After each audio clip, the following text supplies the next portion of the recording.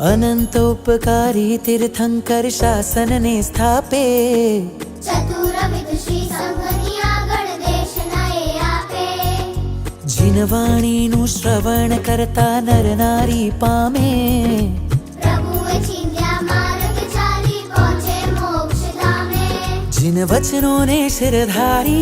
सम्यक दर्शन अनुसारी शासन सबुटोए प्रज्वलित करी जिन शासन नीखो मारी जयवंतु दया दीप्यमान आमारा वीरनु जिन शासनम मने गर्व छे मारू भाग्य छे मन सापड्યું वीर शासनम જયવંત